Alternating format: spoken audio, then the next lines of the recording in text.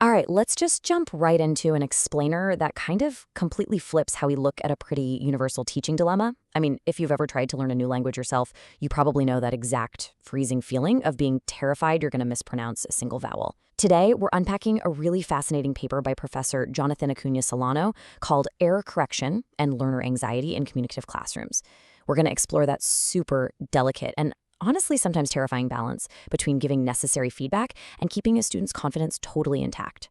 Seriously, imagine you're trying to express yourself in a brand new language. You're searching for the right words, you're putting yourself out there, taking a risk, and then, right in the middle of your sentence, boom, you are stopped. Just to fix a minor grammar mistake. It brings up a really crucial paradox for us. How on earth can we fix errors without totally discouraging learners from speaking? Obviously, we want our students to interact fluidly, but we also got to help them improve. So how we handle that split-second moment of correction, it literally changes everything. Looking at Professor Acuna Solano's framework, it reveals something absolutely crucial. Corrective feedback? It isn't just a technical grammar fix. It is a highly vulnerable, deeply emotional event. Drawing right from his own teaching experience, he notes that correction is basically a crossroad. It can either empower learners to confidently take more risks, or it can absolutely crush them and silence them through anxiety. It's this profoundly human act that ends up dictating the entire psychological vibe of the room. To really grasp what's at stake here, we have to revisit that classic concept from Dr. Stephen Krashen, the affective filter. You can think of this as an invisible psychological wall. Krashen proposed that when this barrier gets raised up by high anxiety or low self-confidence, it actively blocks meaningful language input from being acquired. This is huge. It means emotionally damaging correction doesn't just hurt someone's feelings, it literally prevents the brain from acquiring the language, no matter how brilliant your lesson plan is. And when that affective filter shoots up, especially for your beginner students, their willingness to communicate absolutely plummets. Repeated interruptions during speaking activities basically teach students a really harsh lesson. And the result? They just start using silence as a shield. They're protecting themselves, and not just from your red pen, but from the very real, visceral embarrassment of peers laughing at their mistakes. When participation suddenly equals failure, they just stop trying. Researcher Rebecca Oxford captures this dynamic perfectly. She points out that language learning is profoundly affected by a learner's emotional state. The fear of harsh correction completely kills the exact risk-taking that is so essential for linguistic development. I mean, if learners don't feel psychologically safe enough to experiment, to stumble, to negotiate meaning, they just hit a brick wall. Having a low-anxiety environment isn't just some nice-to-have bonus. It is a strict neurological requirement for them to thrive. So when exactly does feedback cross the line from helpful to actively harmful? Well, it happens when supportive guidance suddenly morphs into a public evaluation of their competence. Picture this. A student is just trying to share a story, but they're hit with excessive interruptions. Literally every single utterance gets overcorrected, or the teacher's tone turns humiliating. Or even worse, their performance is publicly compared to a peer. That constant interruption signals to the learner that flawless grammar matters infinitely more than the actual human message they're trying to share with you. And that leads us to a really profound psychological consequence, which is the threat to learner identity. Public error correction actively threatens a student's public image. Think about it for a second.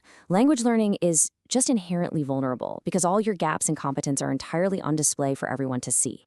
Repeatedly humiliating correction strips away a student's identity as a developing communicator, and it forces them to adopt a new, super damaging label, the bad language learner. Because of this massive identity shift, Zoltan Dernier really hits the nail on the head when he calls teachers significant motivational socializers. As educators, we aren't just in there fixing syntax. We are actively shaping how our students perceive themselves. The exact way feedback is delivered carries massive interpersonal weight. Motivation is basically the only fuel that sustains the long, exhausting process of learning a new language. And your approach as a teacher, it can either stoke that fire or completely extinguish it. So what does a healthy shift in perspective actually look like in practice? Well, there's a really stark contrast between harmful and supportive correction. Instead of this constant nagging interruption, we move to selective or delayed feedback. The tone shifts from being punitive to being genuinely encouraging. The focus moves away from demanding absolute perfection over to prioritizing intelligibility and overall development. Because of that, the learner's reaction flips from anxiety-induced silence to confident participation. Ultimately, you transform from an imposing authority figure into a supportive facilitator. Instead of relying on those anxiety-inducing public callouts, we can lean on some really highly constructive alternatives. For example, using delayed feedback lets a student actually finish their thought before you ever address the mechanics. Or you can use anonymous error boards, where you collect common mistakes and review them as a whole group without ever pointing fingers at who said what. Toss in some peer collaboration and private conferencing, and you manage to maintain high standards for accuracy while completely removing that public sting. Taking all of this into account, we can actually build 4 really actionable steps grounded in second language acquisition principles. First up, prioritize meaning during fluency tasks. Basically, if the error doesn't block comprehension, just let it go to keep the flow alive. Second, use delayed feedback in your post-task sessions for reflection. Third, prompt self-correction. Ask for clarification and let the student fix it themselves. This builds incredible autonomy. And fourth, just normalize error. Frame those mistakes as concrete proof of development, not as failures.